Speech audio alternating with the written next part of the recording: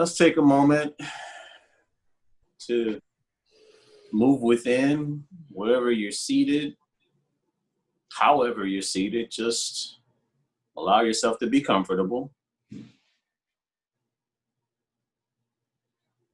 And so allow yourself to move within. Imagine that you are at the top of a very long escalator going down. And so just allow yourself to descend the escalator as you move within.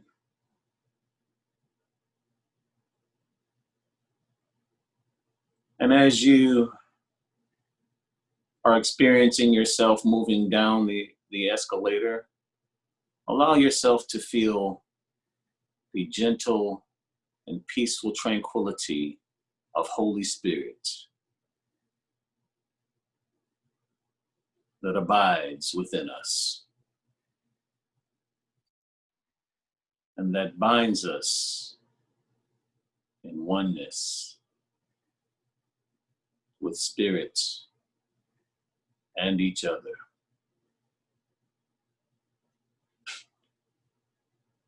Allow all the busyness and chatter of the little mind to just allow those things to just be still.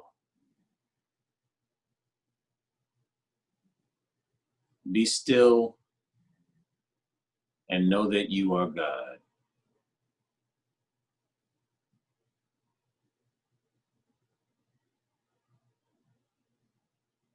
As you begin to near the bottom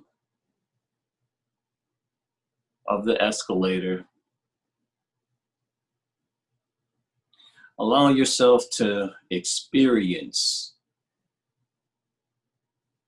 the wonderfully immense, vast universe that is within you.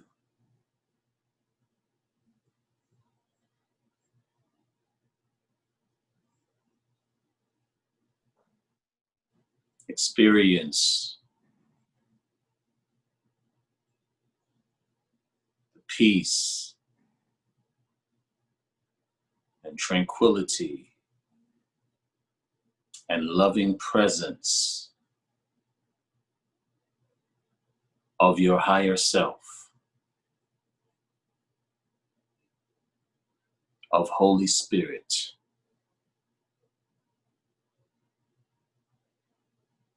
of which we are all a part, of which we all abide in oneness.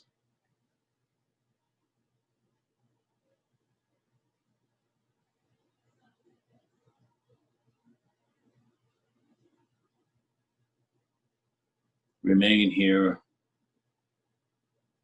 a few moments longer.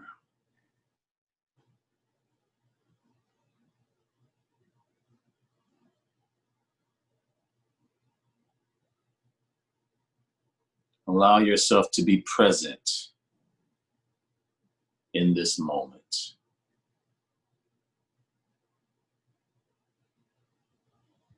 If you find your mind drifting,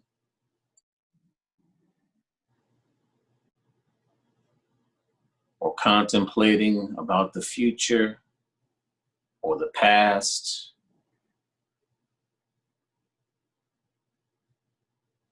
just gently bring your mind to the present moment.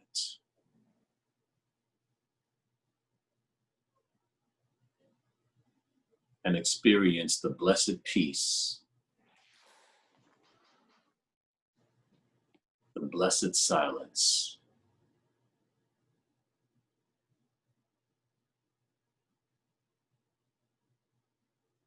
the blessed presence of our oneness in spirit.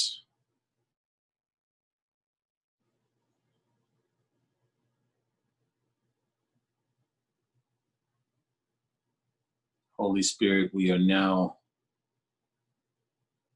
ready to receive your beautiful truths and teachings and wisdoms. For now we are receptive.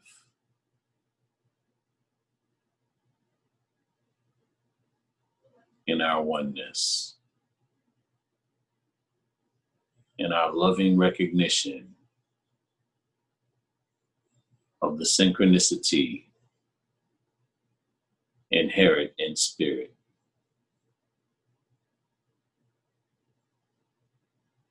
God is good all the time.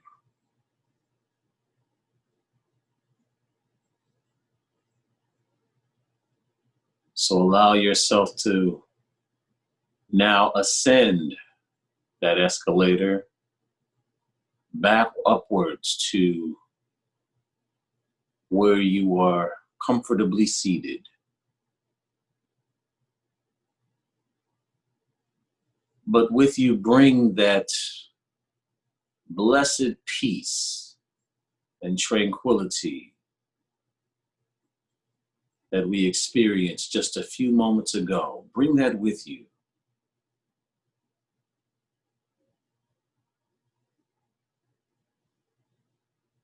As we now move into our conscious moments, as we prepare to begin our reading and discussion of A Course in Miracles.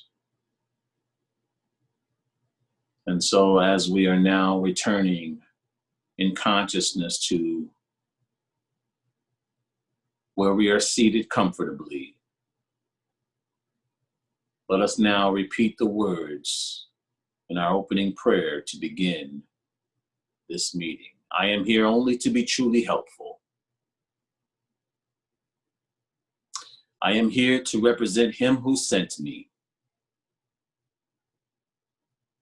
I do not have to worry about what to say or what to do, for He who sent me will direct me. I am content to be wherever He wishes, knowing He goes there with me. I will be healed as I let Him teach me to heal. And so it is. Amen. All right. So we are ready to begin. So we are now on Chapter 11, God of the Ego, Part 6, or it could be Part 7, depending on the version of the text that you are in possession of. Waking to Redemption. So, Claudia, who is first?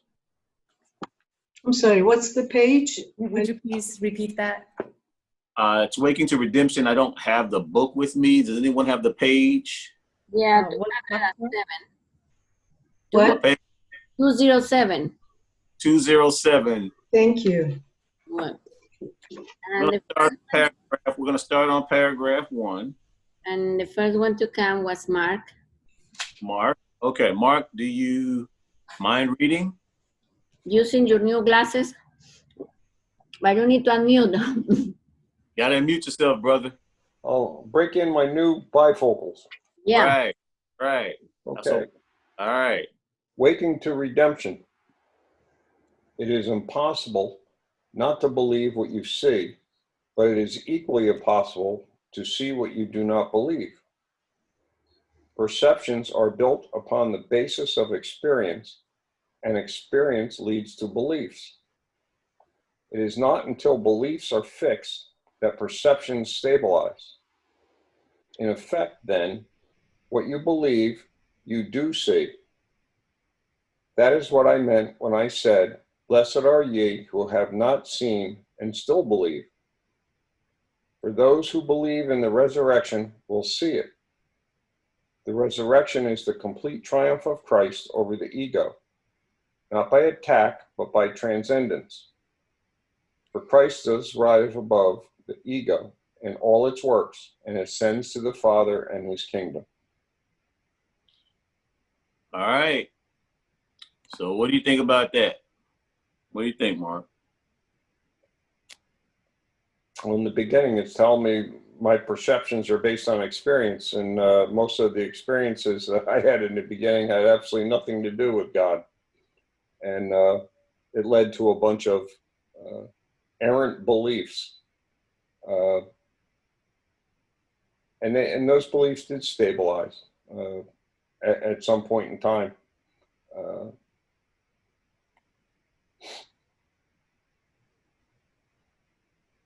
And it was those experiences and what I saw that I based those beliefs on. And that's not what happened as I got older and understood that God was doing for me what I couldn't do for myself. And I started to believe, and that belief became faith, and later became trust. And the resurrection, it says, is the complete triumph of Christ over the ego, realizing who I really am. I'm not this mind and body. And that in itself is resurrection for me. It says not by attack, but by transcendence. And that's what transcendence is, to transform, to slide into. No open-minded trust. That's what I see it as. Christ does rise above my ego and all its works, and ascends to the Father in heaven in his kingdom. And to me, that's who I really am. And to transcend to that belief took a long time. But it was after I learned how to trust. That was the whole deal right there. So I'm new to this, and sometimes I have to read this 2 or 3 times to get its full implications.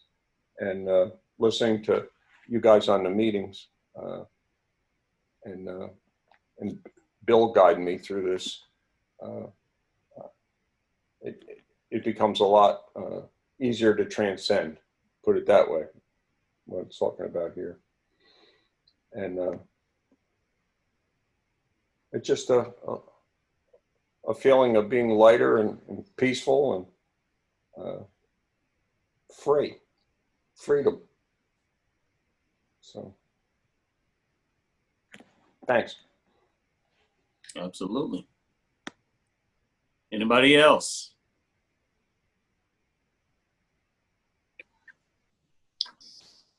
I kept thinking that Christ said, I do not share my body with you, I share my mind. And he said, you don't dwell on the crucifixion. That's not what I was trying to get across. It was the resurrection that I wanted to get across to people. The love, but not the crucifixion. That's, again, ego-based, body-oriented.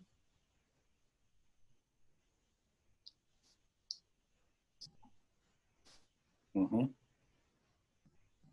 I like this part here where it talks about not by attacking the ego, but by transcendence. If you can't attack something, it's not real. Mm-hmm. You know, it's transcending the belief that there is even something,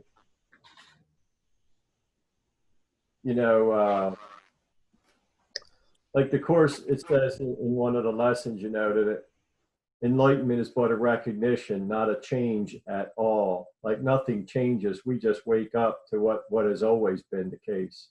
Mm-hmm. There's never been an ego. There's never been anything, but we have just misperceived what we are.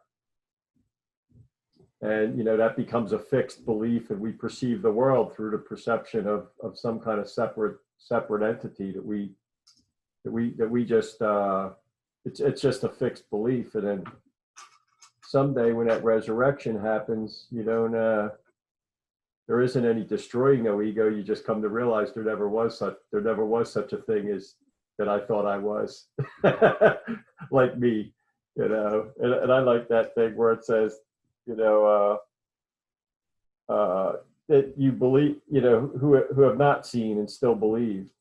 So if that hasn't happened yet, you still believe that it's going to happen. You know, that's what the course is kind of get you to see, you know. That, I don't know, it's kind of hard to explain, but it's you know, it's to try to fight with the ego is to make something besides God real. You know, there's nothing but God, of which we are all just a part of, you know, and that's just the awakening to the truth of that, you know, in our feeling, you know.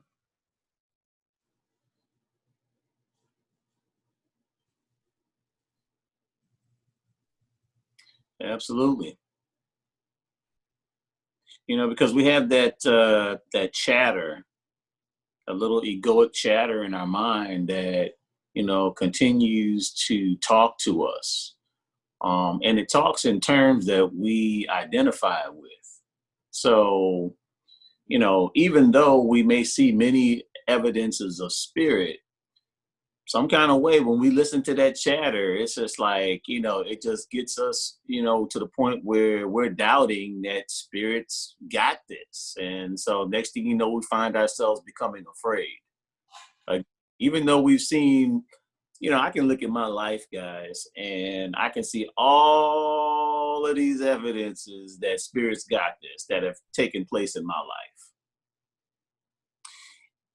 And you know something, that chattering and stuff like that still gets me, you know, it still does. I mean, you know, even though I have all of this evidence right there, you know, just when you get that temporary forgetting, you just temporarily forget, you know, that spirits got this, that there's really a chair. If I sit down, there's a chair, you know, it's like, I'm not going to just fall on my butt. You know, there's actually a chair if I, you know, sit down. So that way I'm not just jumping back up thinking that there's not going to be a chair there and I'm just going to fall. No, spirit's got this. Spirit will support you. You know, just trust. And see, that's just our thing. That's part of the human condition where we continue to doubt. You know, because that chattering just continues, you know, it just continues to just all the time. Just all the time. And, you know, I mean, if you prayed up, if you meditated up, if you've done your meditation, like, you know, for that day, well, then that chattering doesn't affect you as much. If you haven't been doing meditation for a while, then that chattering is going to be a lot louder than normal. Meditation definitely helps me, you know, when the ego attempts to convince me of things. But yeah, Bill, you're absolutely correct. Anybody else? Anything else speak to anybody?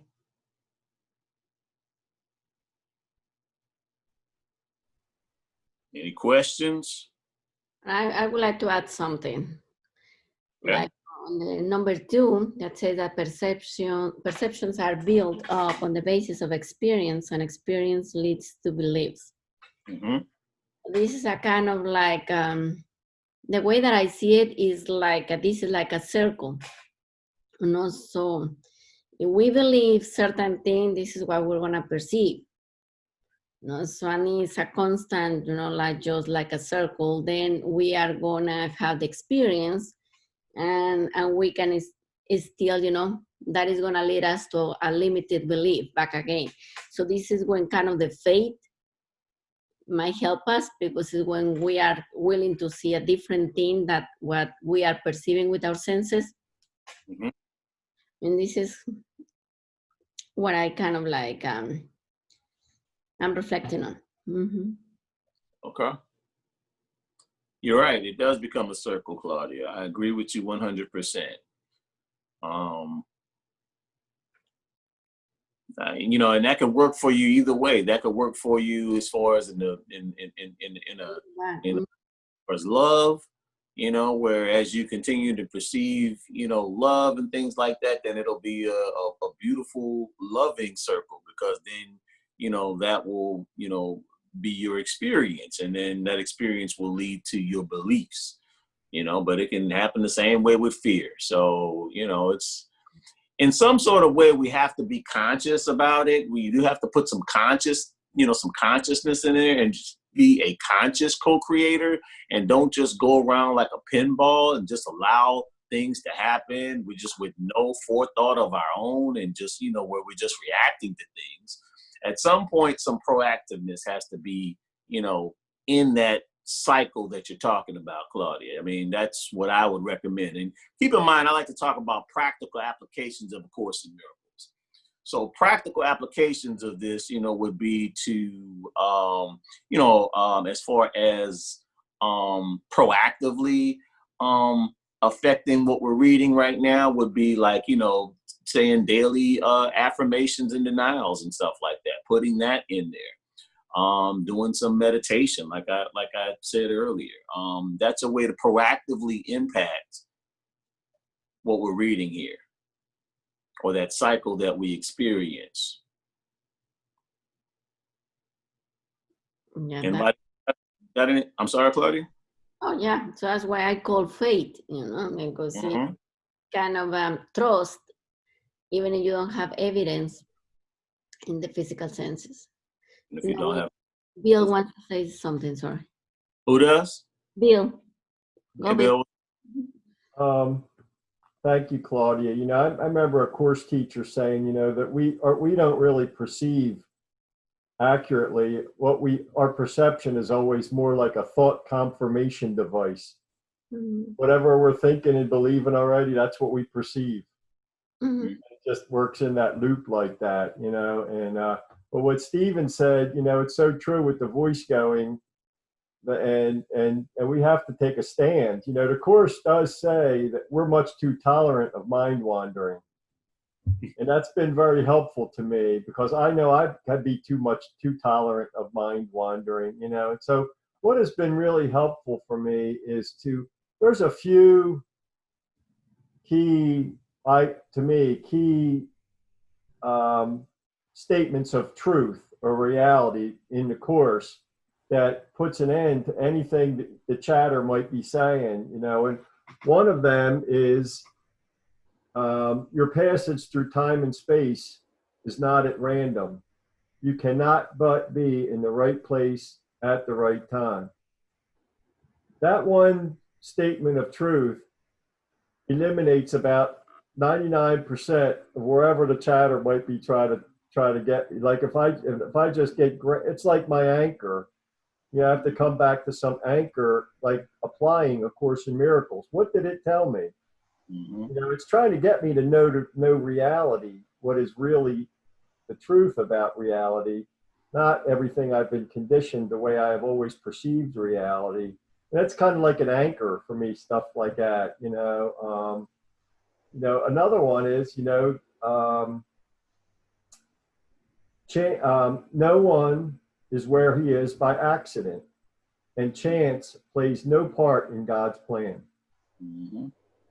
Right there, it changes everything, because I never lived that way. And even I have to come back to them, because it's just an old way of perceiving and perceiving the world, and the thinking that goes along with all that. And when I come back and I say, wait a minute, if it's true that my passage through time and space is not at random, and I am in exactly the right place at the right time, and you cannot be anywhere else, all perfectly in God's plan, it changes everything. Because my whole life before, of course, was built on this belief and idea of my life that random things happen and chance happens and accidents happen. And the Course tells me that's not true. Yep. Yeah, I don't know. So they're kind of like my anchors. When the stories start going on, I'm like, wait a minute, the story can't be true and this true. What am I gonna pick? just like you said, you know, you got to make a stand as far as what truth am I going to be anchored in? Just like you said, Bill, you know, am I going to be anchored in my truth? And for example, because, you know, anything that's true to somebody is going to be their truth. Am I going to be anchored in my truth that everything is by chance and, you know, random roll of the dice, you know, or something like that? Well, then, you know, with that type of understanding, the world is a very frightening place. I better get my lucky rabbit's foot and, you know, a couple of other things, some horseshoes and some 4-leaf clovers and everything else. You know, if that's the case, let me just get all my lucky charms and stuff if that's the case. But yeah, Bill, if our lives are purposeful and have meaning and there are no coincidences, no accidents, no, you know, circumstances that are not already in place for our highest good. In other words, circumstances that are not random, then, you know, that changes. That's a game changer, like you said. Okay, so all right, so I just basically have to show up now. You know, I mean, yes, there is a choice here. I do make a choice whether I will say yes to spirit or whether I will say no. I mean, yeah, I do have a choice there. Yep, I don't have to say yes. You know, I can always say no. You know, so thank you, Bill. I appreciate that. I appreciate that in-depth, insightful comment you just made. So anybody else before we move on to the next paragraph? And Claudia, who is next? Is it Bill? Yes, it is. Anybody else before Bill? I would say something. Yes. As far as you know, the beliefs, you know, they also say beliefs are thoughts that we keep thinking, and they become beliefs. And you know, culturally, in our culture, everything could get better. Everything is not good enough. Like, no matter what they are, they can always be better. And that's part of like showing your status. Like, if you're not happy with things, you have a higher standard, so you have a higher status. And that's actually what I was exposed to growing up. And then as an engineer, my work was, if it's not broken, break it so you can make it better. So that was literally the thinking behind it. So it's always walking and just see what's wrong and make it better. Even, you know, whenever we had audits or whenever we had, you know, having a better product, faster product, you know, whatever. And then when I switched to teaching yoga, my training was see the beauty first. And that was really interesting because people would go into their poses and I would be like, first thing would be like, oh my God, like, oh my God. And then I literally had to think new thoughts and train my thoughts that, wow, these people are here and they put that time to do this. And they're all now downward dog with their, you know, butts in the air and on their hands on their feet and doing this. And I would literally walk around and send love to every single person. Did not matter if they were fully out of alignment, if they don't look good. And it was so amazing that I always would tell my people that I would touch them when I wanted to adjust things. And I would say, if you don't want to be touched, let me know. And if you let me know, I'll forget. So just keep reminding me. But as I would walk around, I would just put my hand on somebody's back and they would melt into my hand and they would actually come into alignment.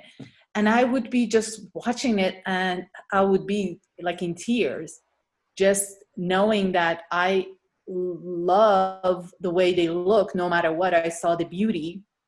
And through that, they actually melt into the alignment that served their body.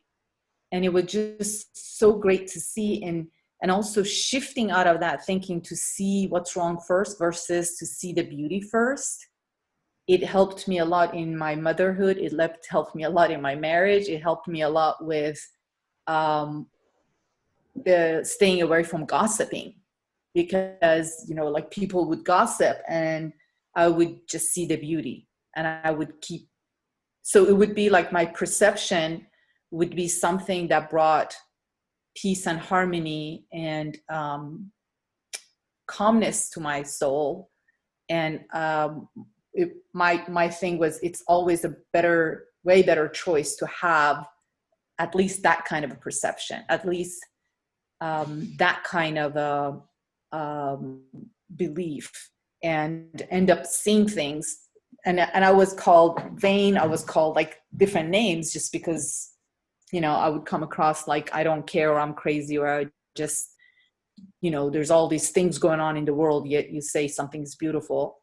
But it's a way better place to have our perceptions more in that direction, and more believe in, and then we find it more, we see it more. Because if you want to find faults, no problem. There's always something wrong. In a best of situations, there's always wrong. And then if you think about beauty, there's also always a chance. Well, and then at the same time, in real life, of course, things are not always like that. In real life, there are times that, I also get thrown off, but at least coming back to it is quicker. Like I'm doing things and I'm saying things and I'm like, what are you saying? What are you saying? Do you know where you're going? You need to backpedal right now, just stop, And so it's also interesting that the observance is there. And sometimes I'm like, I'm seeing what I'm doing is totally out of alignment, but I'm just going to do it. I'm just going to do it knowing that I suck right now, but I'm just going to do it. So, but it's interesting to have those conversations within myself, and kind of have at least a chance to shift them to what serves eventually, hopefully. Thank you, Moj. And what I call that is being a conscious co-creator, because it's easy to see what the masses see. It is easy to see what the masses see. That's easy. That's easy. That's not consciously doing anything. That's not being a conscious co-creator. That's just basically just looking at what the masses see and just seeing that ordinary energy. That's basically, the status quo energy, the status quo way of looking at things. It's easy to look at things that way. But to raise your thoughts a little higher, that's that requires some effort. To raise your thoughts a little higher. Okay, yeah, I see all of this, but at the same time, what else is going on here? Where's the beauty, like Mose was saying? And then to train your mind for that. And your mind, if you train your mind for that, your mind will continue to look for the beauty. That's what it will do. Your mind is your servant. So if you raise your thoughts higher and then say, I understand that this is what y'all looking at. Y'all see all this, people getting sick and all this other. I get it. I get it. I'm not doing anything for the collective consciousness by staying here. I'm not doing anything for my brothers and sisters or myself by just keeping my thoughts here. Okay? But if I raise my thoughts a little higher and say, yeah, I know about the social distancing. I understand pandemic. I get it. I get it. Let me take my thoughts a little higher, though, and see what else I see. Then your mind will begin to see other things that are in that higher thought realm. And that is how you become a conscious co-creator. Just sit around here looking at stuff. That's not being a conscious co-creator. Just looking at stuff and just reacting the same way everybody. That's not being a conscious co-creator. It's not being a conscious co-creator at all. So thank you, Moj. Thank you. You see, you explained that beautifully. So, Bill, did you want to go ahead and start on paragraph 2? Okie dokie. Would you join in the resurrection or the crucifixion? Would you condemn your brothers or free them? Would you transcend your prison and ascend to the Father? these questions are all the same and are answered together. There has been much confusion about what perception means, because the word is used both for awareness and for the interpretation of awareness. Yet, you cannot be aware without interpretation, for what you perceive is your interpretation. So what do you get from that, Bill? Well, there's a lot of stuff right there, and it's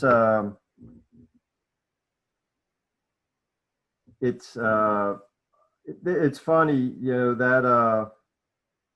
that word interpretation has been on my plate a lot lately, you know, and I don't know, I try to stop sometimes with words and just sit with a word in meditation for a while. Like, what does that word mean? Interpretation. And because it talks about it a lot in the Course, and it says, you know, I am never upset by a fact, but my interpretation. Mm-hmm. And, you know, like it says here, you know, basically what I hear and see in all this is that we never see reality. The only thing we're ever experiencing is our interpretations, and it happens so instantly, we don't even know we're doing it. Yep. And the Course is trying to show us this. That's what it means by you're living in illusion. You know, we are living in a state of constantly interpreting what I am, who you are, what the world is, everything. So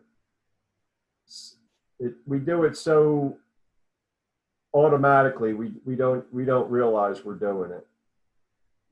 And you know, there's a part that I read, you know, when I had course groups in out of lesson 189, where it says, simply do this, be still and let go of all thoughts of what you are and what God is. And it goes through a whole paragraph of letting go of everything you think you know is either true or false, and every idea and every thought that the past has brought. And it's that's so powerful when you realize that. And I wanted to cheat and read the first sentence of the next thing, where it says, this course is perfectly clear. And then it goes and it says, the reason it doesn't seem that way is because we're interpreting it by our old beliefs and our old understandings of what's real and what's true. And I know I did that because I couldn't hear what the Course was really saying to me, because I was superimposing my interpretations about, because I had so many fixed ideas and beliefs about what is real that I couldn't see what the Course was saying. You know, and I would read it and I couldn't understand what it was saying because it didn't match. Mm-hmm. You know, and that's just so powerful. Like you said, Stephen, you know, it's only through like meditation and just sitting. And it's funny it mentions this, because a lot of my meditation is more like just sitting in awareness of awareness, just an open field of. I can't describe it because I've tried, but it's really effective, and it's just when I can actually be clear of anything, like I was born today, and experience, just like I don't have any past reference to anything, then I can have a new experience that the Course is trying to teach me to have. And it reminds me so much of a thing Jesus said in the Bible. He said that the people were trying to put new wine into old wineskins. Mm-hmm. And it's like you're trying to put this new paradigm, this new, what I'm trying to show you, in your old way of thinking. Mm-hmm. And it just won't fit, you know. So yeah, that's it. Thanks. That's fine. And, you know, just building on what you're saying, you know, he also talked about that again, Bill, but he talked about that in a different context. He was like, be as little children. Same thing, same concept, you know. In other words, relinquish your assumptions. You know, your assumptions is learned behavior, that teaches you a way to think based on a past circumstance that actually prevents you from present day information. So be like little children, like you said, Bill, like you don't know anything. Like, you're learning this all for the first time, and, have your eyes open and wide. It's like, oh my God, this is just beautiful. If you can just get rid of, just relinquish some of those old past learnings, that tend to blind us from present information. Same thing as the old, there's the new wine, putting it in the old wine skin. So I appreciate that, Bill. Anybody else? I think we're too body oriented. I mean, even as little children or as parents, like Rosenthal said, we clap when our young child starts walking, and it's all body oriented. When he turns over in his crib, oh, this is great. It's body oriented again, and I tend to think that orientation as though we're all separate. And I have to say, wait a minute, no, we're not. We're all connected in love, really. And, try to see everyone as my brother and the connectiveness. And sometimes, as I've said, I play in orchestras and so on, a musician.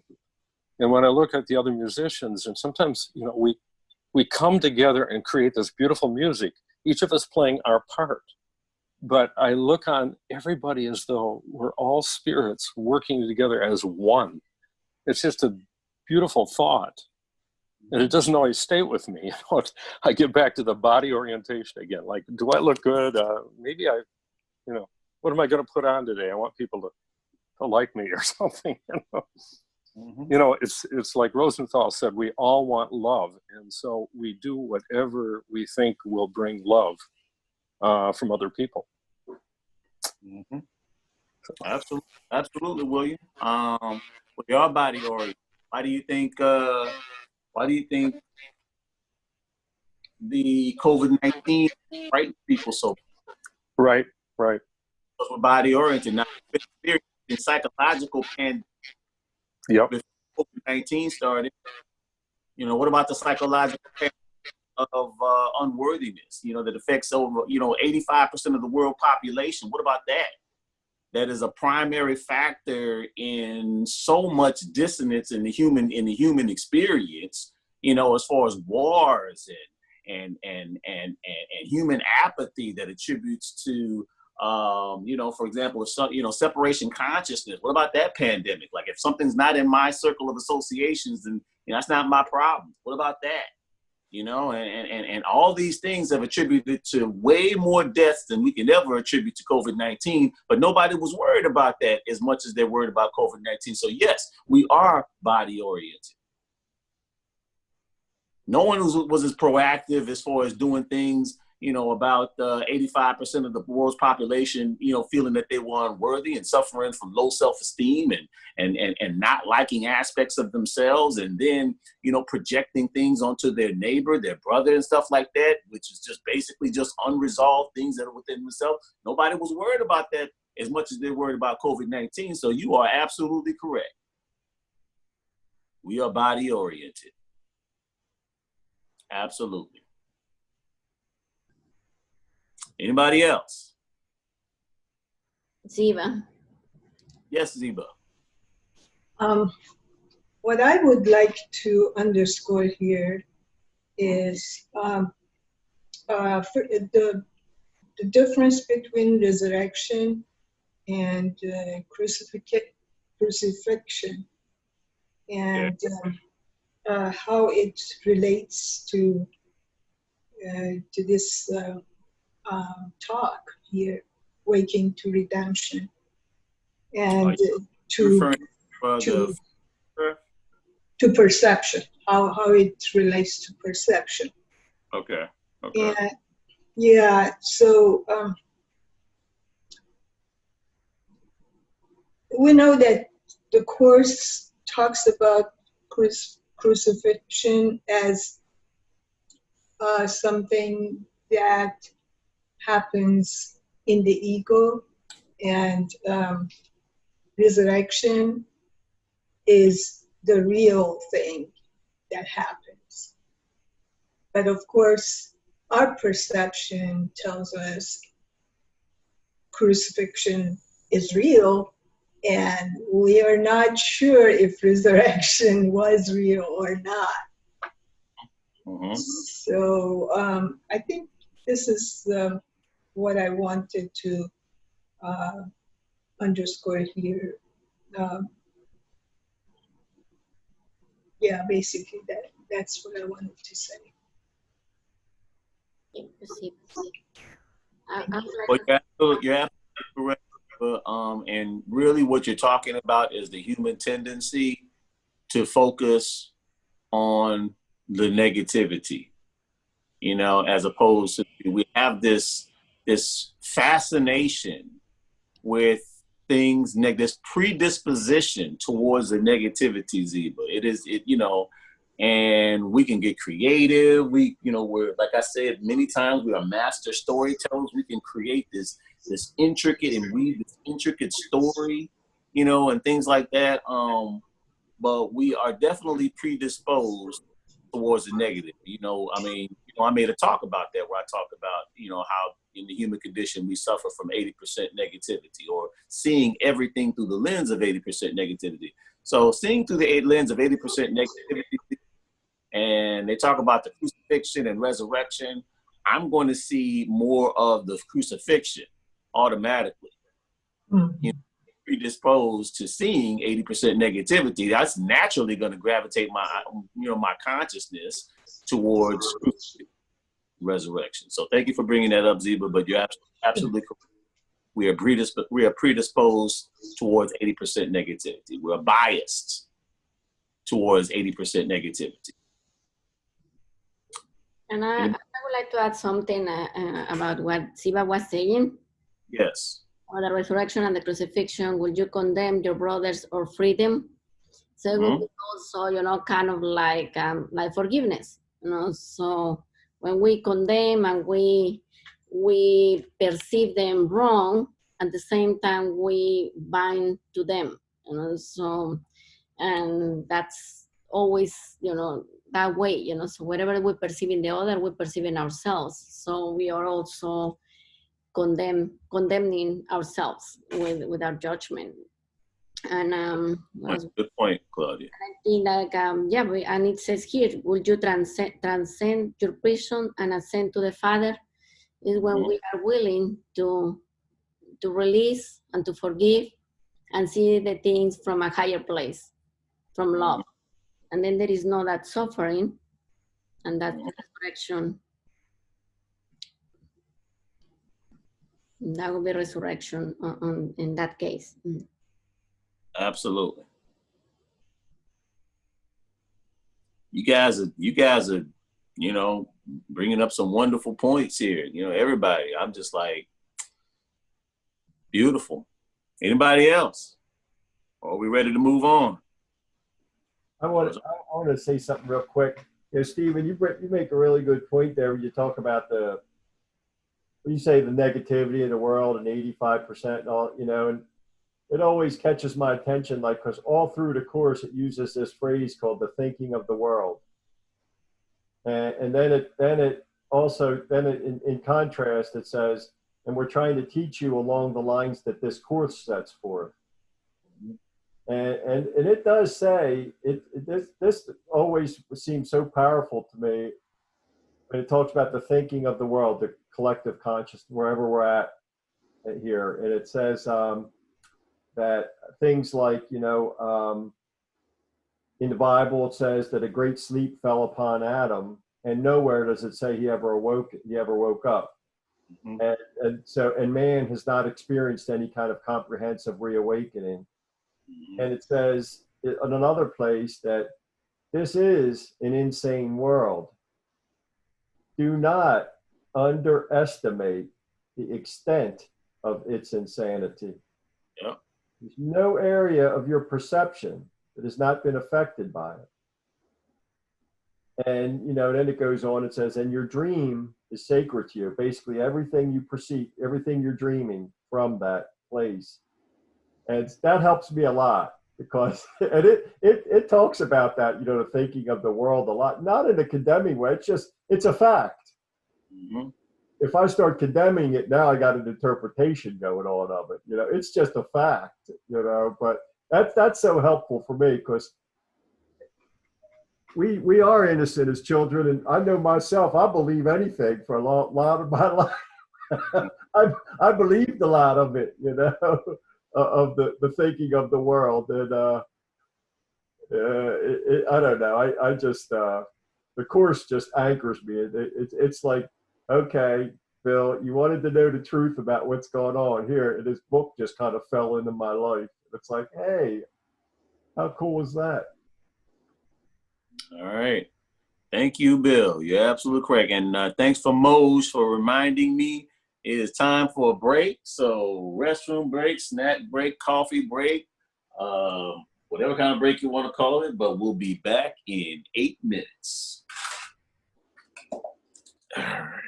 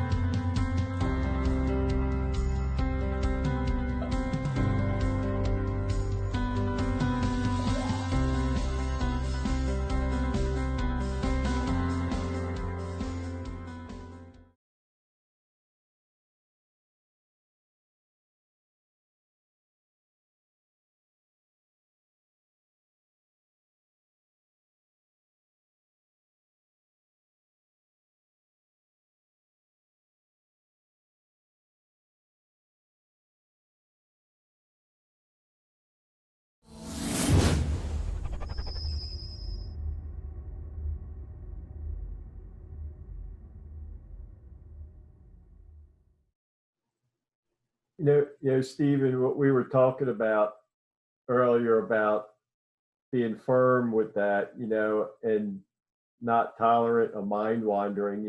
This has been on my plate lately, and it's kind of like my guide's been telling me that, is to stick, to get firm in that. And I came to a point in the course the other day where talked about, and it says, our union is therefore the way to renounce in you.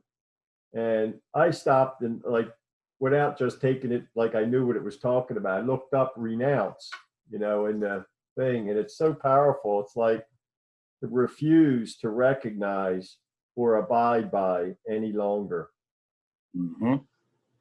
Absolutely. Like you said, it's and your mom said something a few weeks ago that triggered that in me. She said, standing firm. I forget how she said it, but standing firm with something, and with the truth, You got to be there. You got to be that way, Bill. And, that's even part of my affirmations and denials. I like to say, like, I have this section of my affirmation and denials I use for health, and there's a section I use for, like, for feelings of unworthiness and stuff like that, and, want to, instill the truth. And then, then there's sections I use for, thoughts of lack and limitations as far as denials and renunciations for that. And then the last one is for fear, but one section I'll say, I renounce and eliminate from my consciousness any thoughts, beliefs, or investments in sickness, disease, or ailments of any kind, so I'll say it, I renounce and eliminate that from my consciousness. It's like what the whole course is trying to get us to do. It tells us the truth over and over and over again. It's like out of like 1,400 pages, and he's just hoping one of them pages you're going to hear what he's saying and believe it. Yep. Absolutely. How you doing, Zeba? Doing great. Thank you so much. You guys are talking about unlearning. It's a course in unlearning. Yep, exactly. And yes, Moj, what I will do, because it's going to take a while to type that sucker up, so I can do that sometime tomorrow. And I will text it. Good job. I'll text that affirmation of denial. It's pretty long, Moj, but I'll text it into the group. Oh, you want me to speak it? Okay. Yeah, so, I want that too. Okay. So I'll, what I will say is, initially I'll start off by affirming what I am. Okay. So I'll say, I'll start off with, I'll say, start off with love, and I'll say, I affirm I am, let me see, how do I start into that? I am the ability, power, presence, and principle to accomplish all, heal all, harmonize all, attract all, for I am love, as love is me. I am in relationship with all, as all are in relationship with me, for I am spirit, as spirit is me. I am one with all, as all are one with me, for I am Christ, as Christ is me. I am interdependent with all, as all are interdependent with me, for I am holy, as holy is me. I am all, as all are me, for I am God, as God is me. And so now those are the things that I am. In truth, those are the things that I am. So I say, I affirm I am God. I affirm I am Christ. I affirm I am spirit. I affirm I am holy. I affirm I am love. And by the power of all that I am, I forgive, release, surrender, and let go of any thoughts, beliefs, or investments in sickness, disease, or ailments of any kind. In my gratitude and by the power of all that I am, I renounce and eliminate from my consciousness any thoughts, beliefs, or investments in sickness, disease, or ailments of any kind. By the power of all that I am, I deny any power in thoughts, beliefs, or investments in sickness, disease, or ailments of any kind having any hold, control, sway, or influence in my life whatsoever. For I affirm I am God. I affirm my nature is wholeness. I affirm my wholeness expresses as alignment of my mind with spirit. I affirm my wholeness expresses as healing of this mind and this body. I affirm my wholeness expresses as complete and total acceptance of myself and all that I am. I affirm my wholeness expresses as loving myself completely. I affirm my wholeness expresses as loving myself and others. And so I'll say things like that, so these are the things that I say every day in my affirmations and denials. So yes, I can share those things with you all. Absolutely. If that's what you would like. Yes. Yes, please. Yeah. And I hadn't been sick ever since I started saying my affirmations and denials as far as sickness and stuff like that. But I remember I would have like a little backache, like my back would bother me. So then I added ailments also. I threw that in there. And then the backaches went away. I don't experience any backaches either, So yeah, I don't experience any of that stuff. So yeah, you just got to say it every day. You say something 365 times, in a year. You don't think that's going to work? Of course. If you do it twice in the morning before you go to bed, that's 365 times 2. That's like what is that? 730, something like that. Yeah, 730 times in a year. You think that's not gonna work? Yeah, it works. Can you just come to my house and tell it for me? I like the way you say it better than me. Yeah. And when you do it, would you also infuse like having joy versus sometimes I feel this stagnation that I don't even know where it comes from, and I'm kind of like, why am I not feeling joy? Why am I feeling kind of like I'm in a dump, and there's no reason for that. I think that's why, Bill, I asked Stefan to speak it in the text, because now there's this new feature in texting that you can audio record. So if you send it to us that way, we could just play the audio record and just listen to him. I'll tell you what, after I actually made an audio recording for Claudia. Okay, so, and she listens to it when she goes, I'll send that same audio recording to you guys. Okay, I'll do that. All right, so it's about 13 minutes long, and it is my total affirmations and denials that I use before I go to bed, as well as after I finish my meditation in the morning when I'm finished my morning meditation. So, David, I wanted to say something. The first time, is that okay? Okay. Yeah. I don't want to step on anybody, but early on when I was a child, my dad had his own business, and it was a 24/7 business. He was like a farmer, but he grew flowers, acres and acres of flowers. Anyway, I said, Dad, how come you're never sick? I mean, he never was. He never was ill. I'd get sick. He said, Bill, he says, I can't afford to be sick. And I thought, he made up his mind. He's not going to be sick. And he wasn't. So, the affirmation, that was the first time I ever thought about that. So, yeah, so true.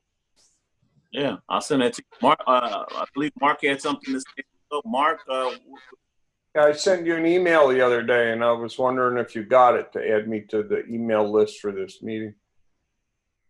sent me an email to manifestingfromtruth@gmail.com or S. No, Fleming. it was your name.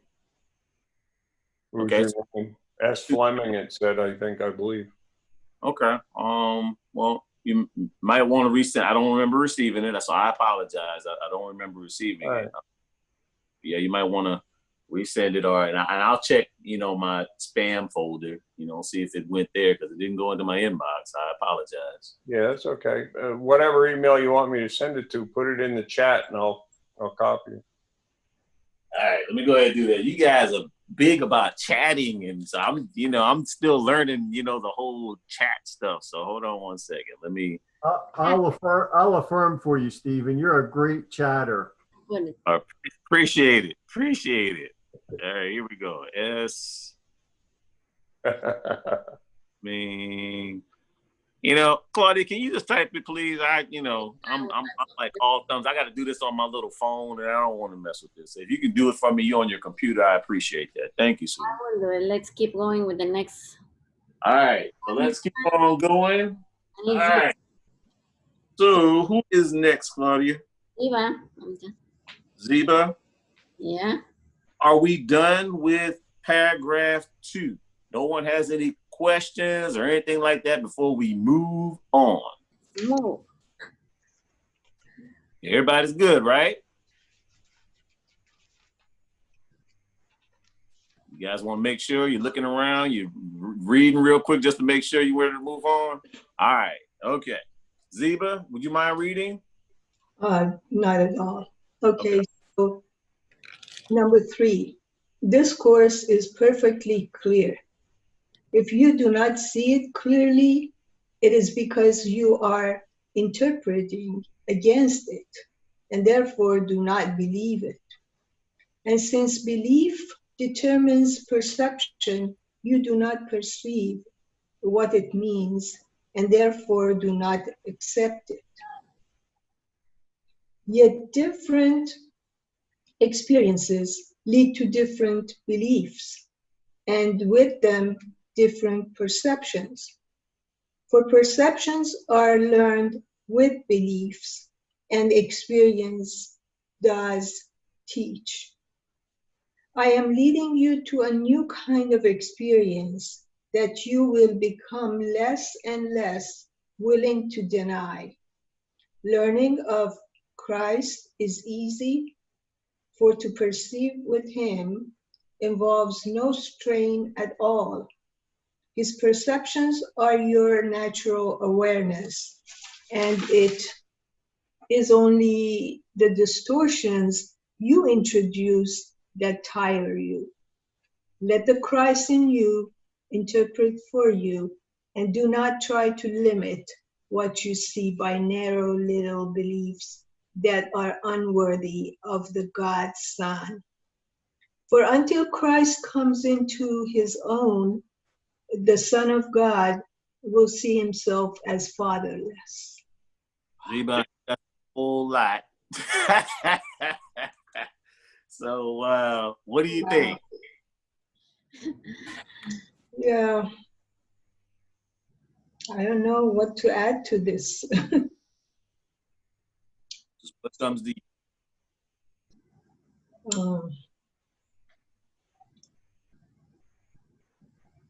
So, seems to me like the important thing here is that, again, that beliefs determine perception, and perception determines experiences, and again, beliefs. So because of that, now Christ wants to teach us a different kind of experience, show us different experience and different ways to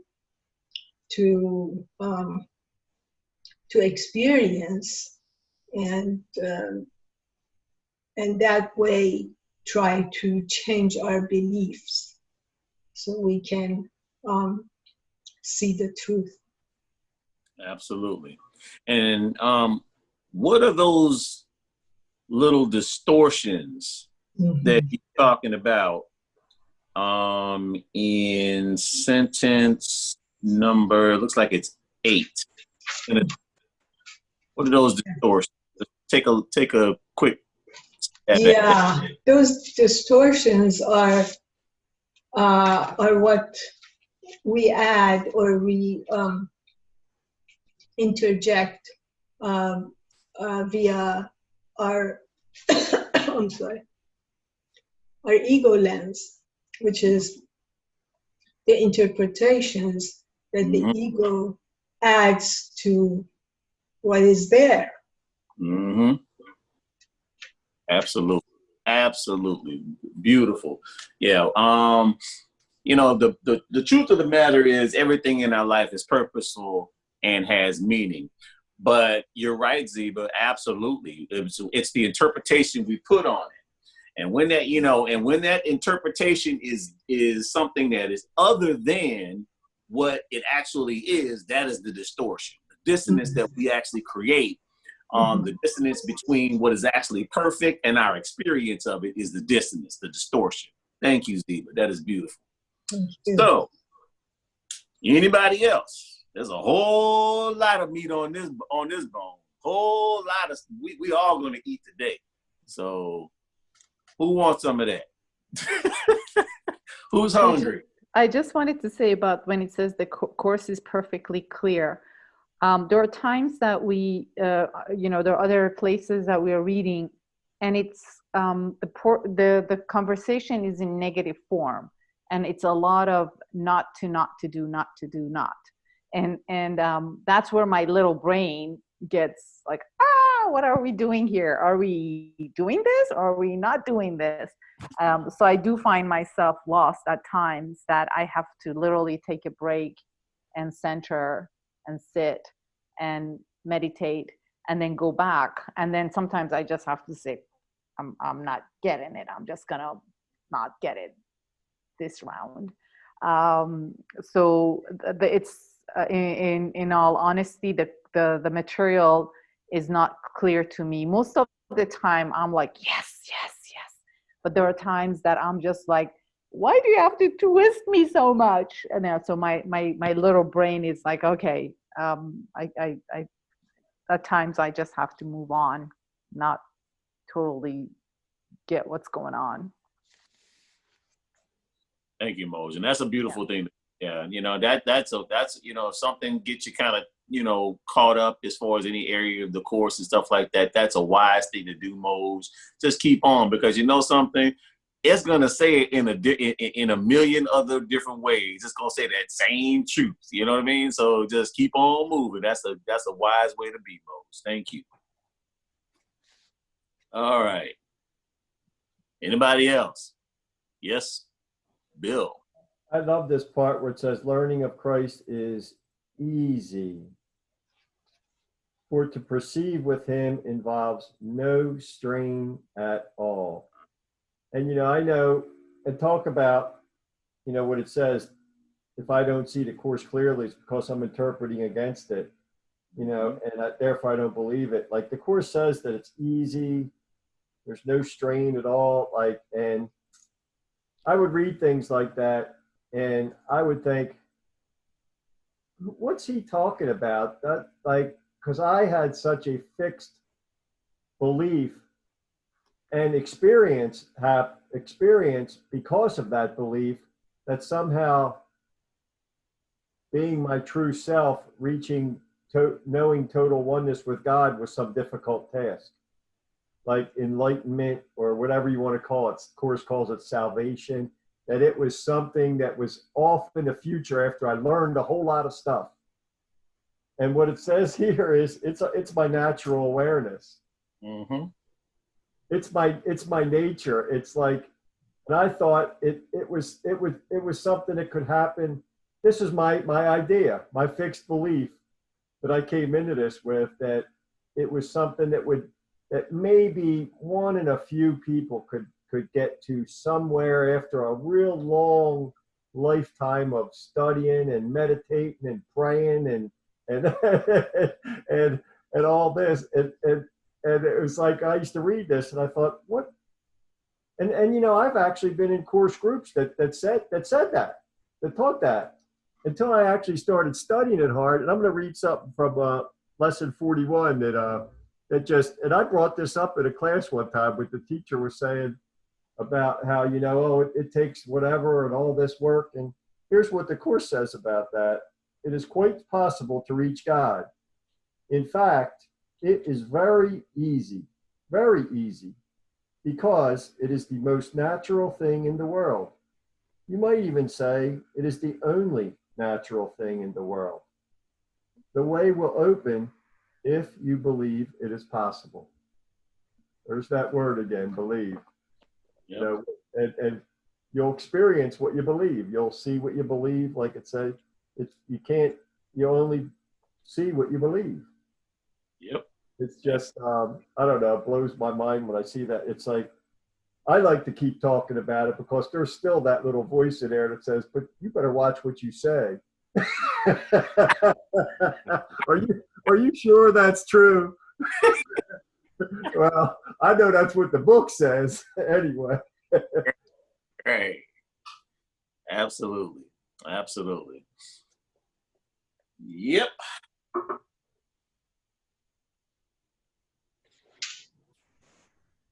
A little pesky mind. So, who else?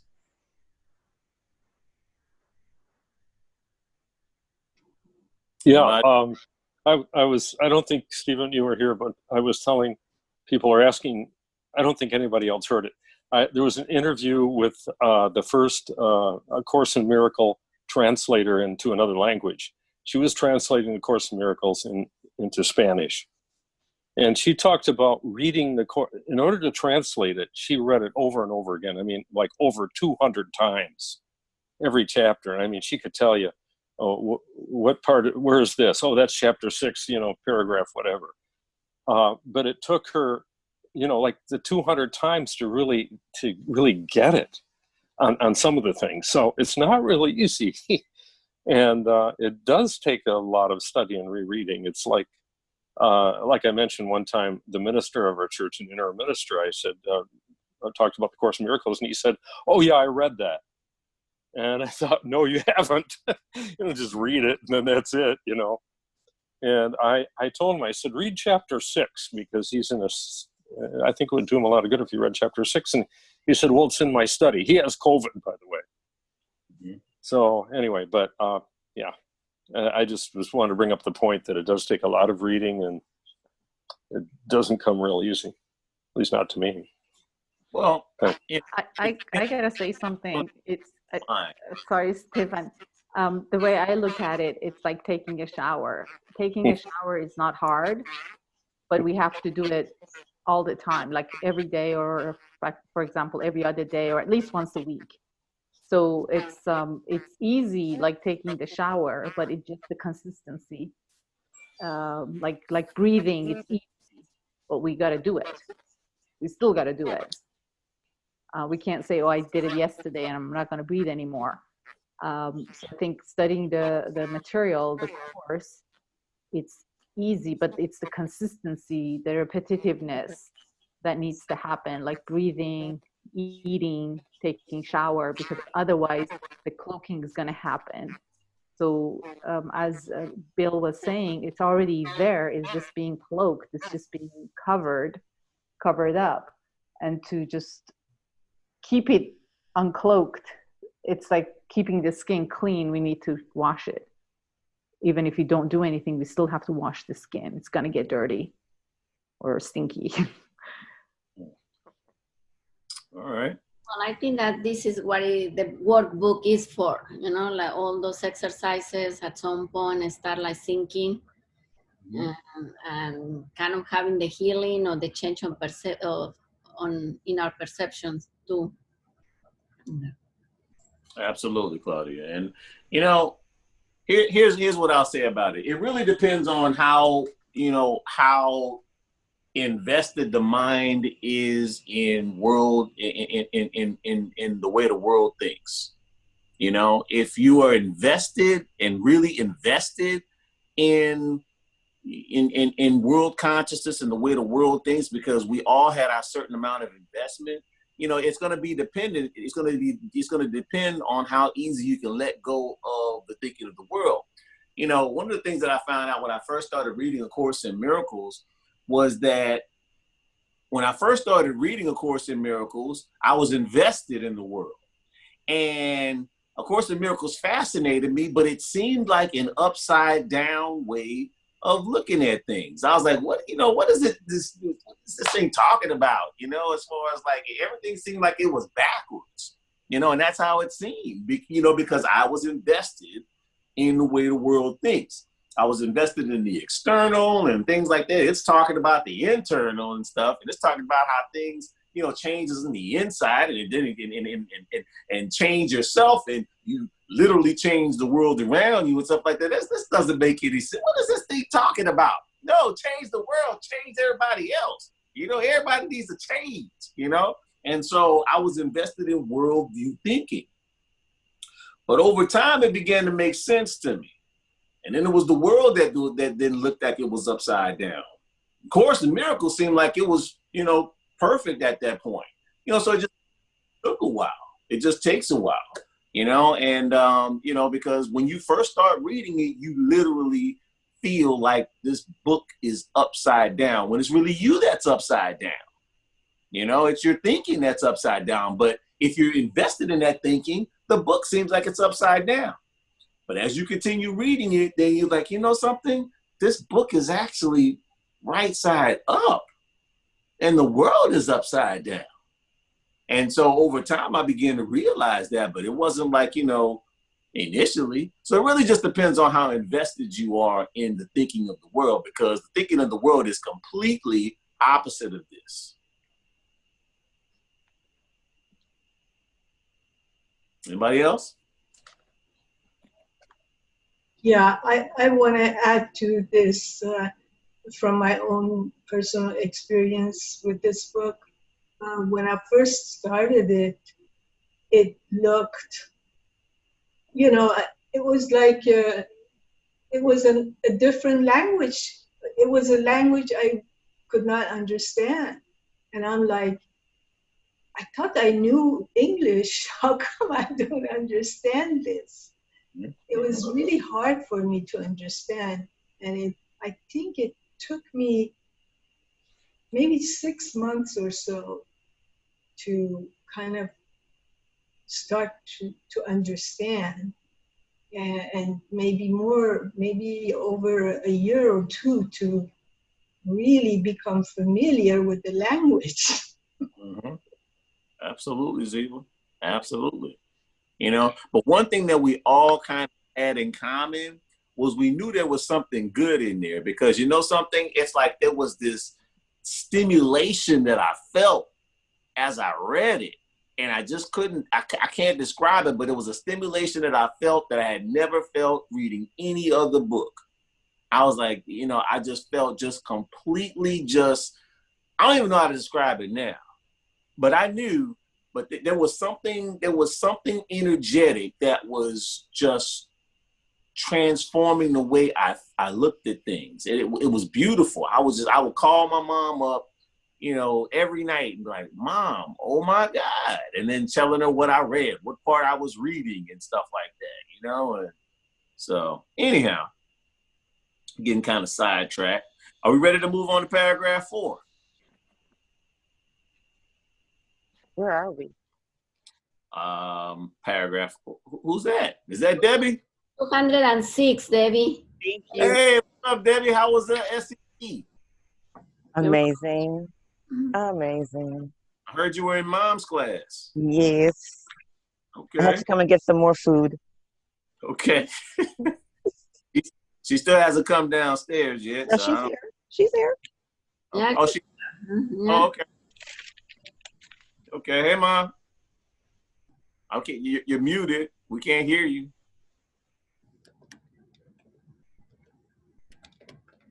You gotta unmute yourself. Yeah, I just did. All right. Yeah. Now we can hear you. So yeah. So the teacher and one of the students is here now. Okay. Yes. Yes. All right. Okay. We are on Waking to Redemption, Debbie. Yeah, I gave her the page, the paragraph. Read paragraph 4. Claudia, who is next? Is it Mo? It's William. Well, What? they came from the same party, William and Mosh. William and then Mose. Okay, yeah, okay. So William and then Mose. Okay, so go ahead and read. Do you mind reading, William? No, I don't mind. Are we reading together? No, I'm kidding. That's fun. I am your resurrection and your life.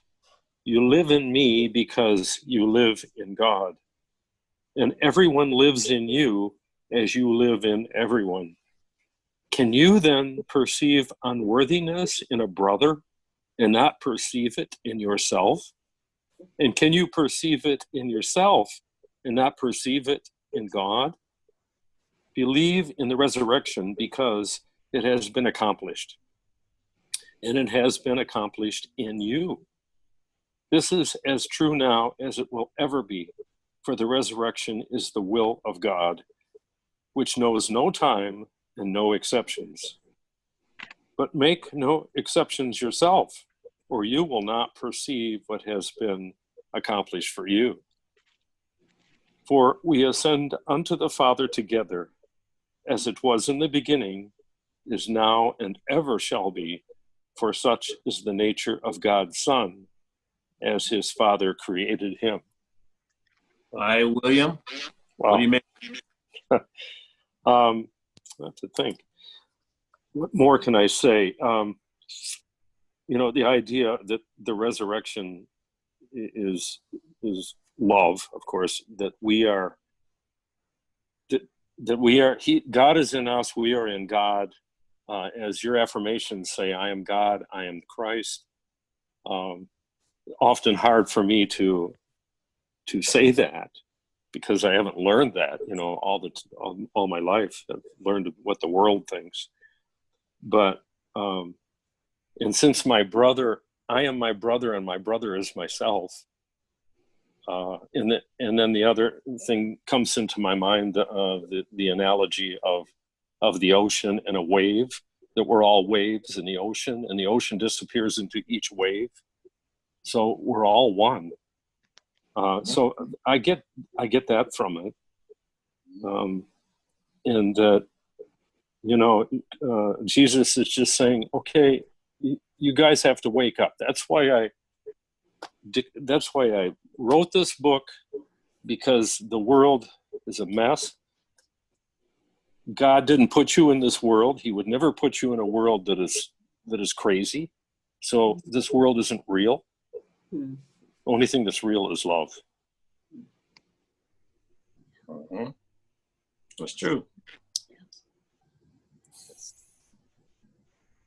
Anybody else?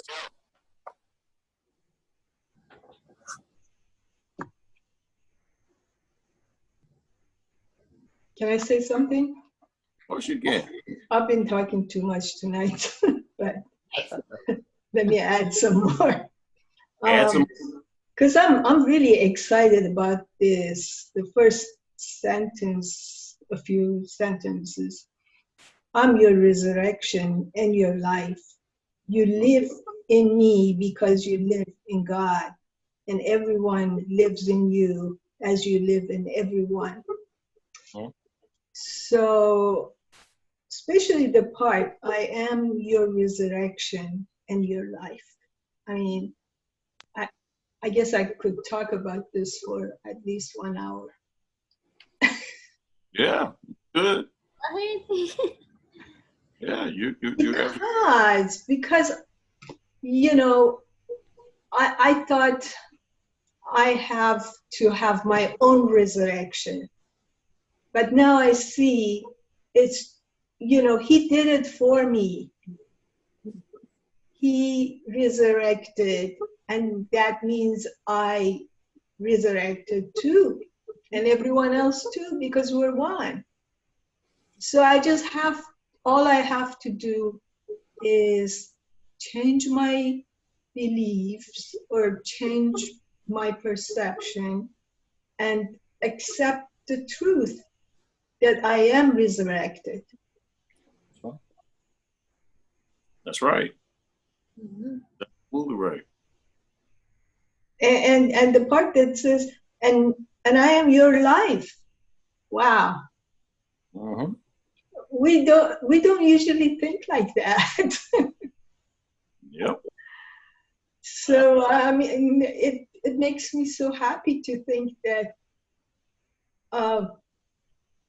my life is his life, and God's life there, and everyone else's life is the same. Absolutely. There is only one. Yeah, I keep saying, you know, there's only one and you're one, but this is so my life, my real life Mm-hmm. is one with the Christ, with Jesus, with God, and with everyone. Not Yep. not this ego life. Huh? Yeah. So, So thank you. Absolutely. And you know, again, we teach practical ACM. You know, we teach ACM that people can practice. So I'm gonna, you know, give you guys some tips. You know, try to lift your thoughts up above the story level. You know, when you know, that's really what we want to aspire to do. That doesn't mean don't experience being human if you're sad and things like that, but experience all of your, you know, experience your thing and stuff like that, but attempt to, or I invite you to attempt to raise your thoughts above the level of the story. You know, I believe Bill talked about this one time. He was just saying that, you know, when you have to put a name to something, well, I'm upset because of this or that or whatever, you're already in the story. That's a story level explanation. There is a higher level to where you can actually raise your thoughts to when you are in the story. Okay? Because the bottom line is you can attempt to blame what it is that you're feeling on this person because that's, you know, that's what they're there for. They're there to demonstrate something for you. But, you know, at the same time, the bottom line is the real truth of the matter is you've got some type of thought within you anyway. And so try to raise your thought above the story and figure out what it is. What am I supposed to learn here? You know, Holy Spirit, what am I supposed to learn here? You know, what is the purpose of this experience? Let's just get to the root of the learning here. I know how I'm feeling. I'm not happy about whatever this is.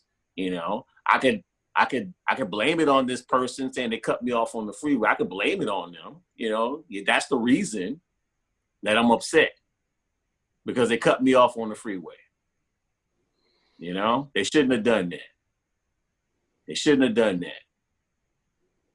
The bottom line is, why am I feeling this way? So I would invite you to try to raise your thoughts above story level.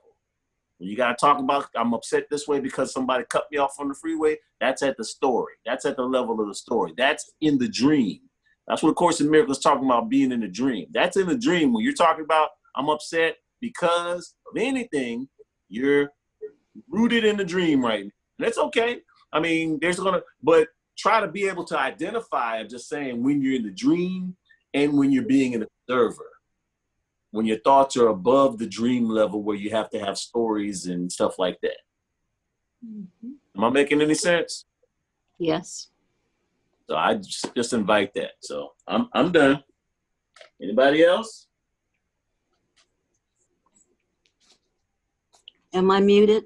Or No, we can hear you. what really what the Course tells us is when something arises in our lives that is painful, difficult, challenging, or whatever, that we should ask, what is this for? Not why is this happening to me, and so forth. What is this for? Because our lives are purposeful and have meaning.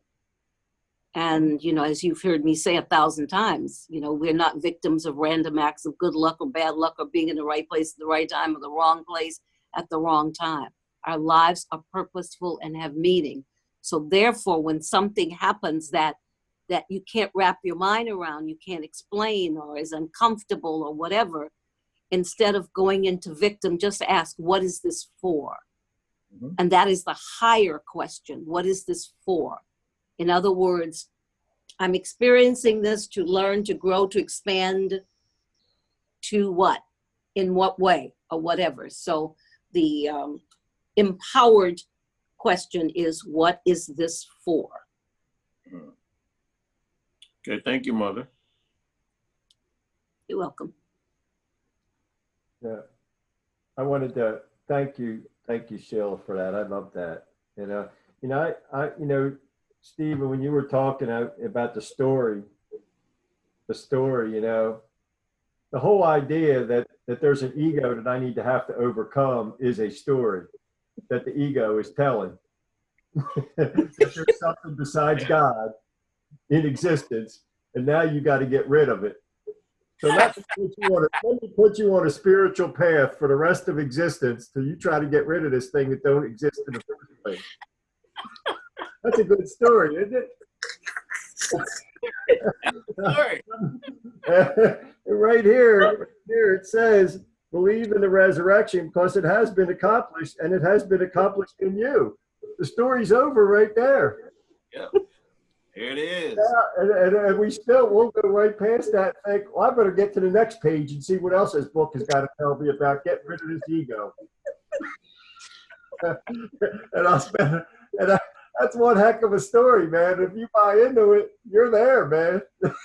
That's all it is one big story that's not true. That's all it is. That's all it is. And I mean, it just seems so real. It's just, man, oh my goodness, because when you're in that story, oh my God, you're talking about 4D, not 3D, 4D, just in that smack dab in the middle of that story, And then we go into MSU. Yep, making stuff up because we're master storytellers. Mm-hmm. Absolutely. We can weave all in that story, and then we'll start, being a narrator, and then all of a sudden, and then stuff starts happening.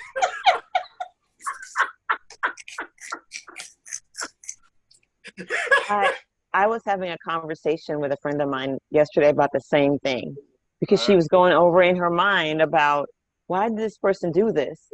And then why did they do this? And then why? And she was just adding to the story.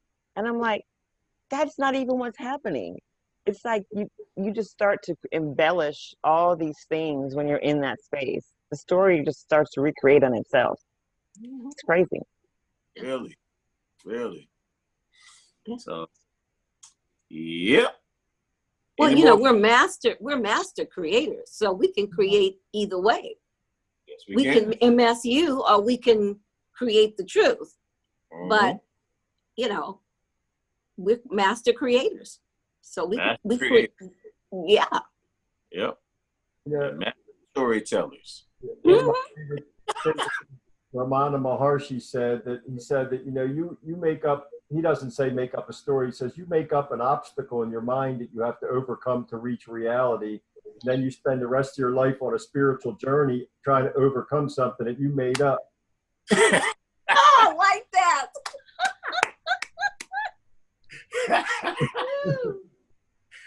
Yeah. I actually want to say something with regards to what Bill said before this and even now. And that is, in order for us to realize that we are one with God, that we are one with everyone. In other words, in order to change our perception, we need to remove the blocks from our awareness of love's, love's reality of us. Like, I don't know if I'm saying it correctly or not, but so we are love. We're made of love, but we're not. That's what we're not realizing right now. We're not able to feel that, to recognize that. So in order to say, oh yeah, this is who we are, we need to remove the blocks to that realization. And the blocks are probably all the stories that the ego has given us, and we have believed in all of them. But without doing that, how else? And I'm asking this, maybe Bill can answer or anyone else. Otherwise, is there another way to just realize who we are, what we are? Come out of the story, you know, start coming out of the story and be the observer. Or you can experience yourself in the story. See, that's the thing, Ziba. You can experience, and you know, and if anybody else wants to, you know, add their thing, but you can experience, you know, no matter if you want to experience or experience your journey in an experience of the story, or whether you want to be, you know, a little bit more in the observer mode. Bottom line is there's going to be experiences and lessons and things like that that are going to come in that story that is going to still lead you to God anyway. If you don't want to experience, you know, like as the world turns and stuff like that, just on a daily basis, I would invite you to come up out of the story. If you don't want to experience the soap opera, I would invite you to kind of lift your thoughts a little higher so you won't have to experience the story. But even the soap opera is still gonna, you're still gonna, it's still gonna lead you to God anyway, Ziba. Even in the story. Well, I prefer the soap opera, The Young and the Restless. Okay.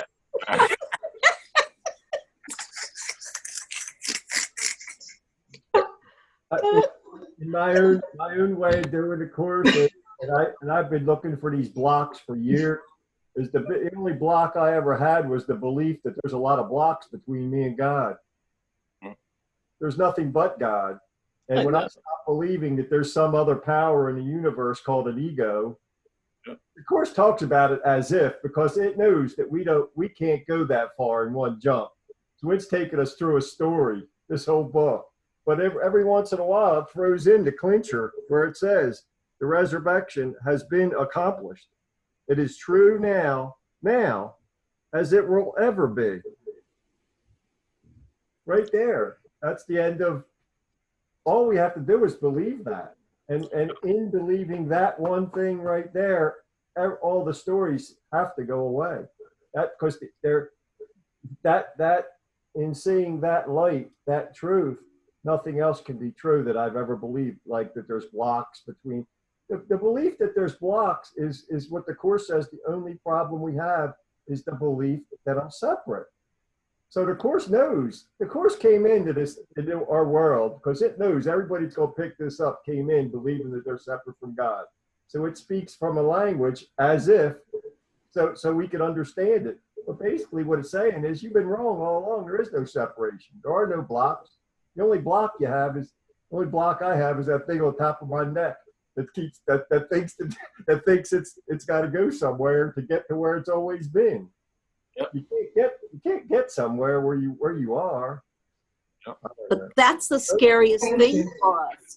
The scariest thing for us is accepting the fact that we are gods. I know it says, know you not that you are gods, and that's not an apostrophe S. That you belong to God. You are gods. And that's scary to people. That's a biggie for people to grasp. And so that's why they go all around coming up with everything in the world to deny their godhood. Because that's overwhelming. I agree with you, Mom. The world will be more quick to accept they're in the story than to believe they're gods. Yeah, you're absolutely correct. Story is way more embraceable by this world. So I have a question. Yeah. Do you really think it's overwhelming though? Because it is to the average person. It is to the average person to actually believe that they are gods is overwhelming for them, because you have to understand, we have been taught by traditional religion our non-deservability to be gods. And so all of that has to be erased. It's an undoing. And sometimes an undoing is more difficult than the doing. Am I making sense? Yeah, because it's really not overwhelming once you step into it. It's No, it's no, not. no. But how many people have the ability to step into something that powerful just at the drop of a hat? Well, Because there's so much misinformation that has been given, so much negative and so much criticism, condemnation, and judgment that they've got to wade through that in their minds to get through to it. It's not easy for people. And that's why we have to keep teaching this, keep reminding them, keep telling them how wonderful they are, keep telling them that they're God's, and so forth, until finally one day it clips onto one little branch in their being, and just maybe it can expand and it can grow and it can develop. All right. Well, we are much out of time, so we will be going ahead and doing a closing prayer. And Mom, if you want to go ahead and since you're already kind of going, why don't you just go ahead? I think Deb ought to do it. What? Deb to do the close. You gonna volunteer someone else? I know what Yes. she's doing. Now? I had a week with her. I know what she's doing. Okay. All right. So you feel like doing the closing prayers there? I'm gonna ask you. Yes. I will be honored. Okay. All right. Here we go. Mm.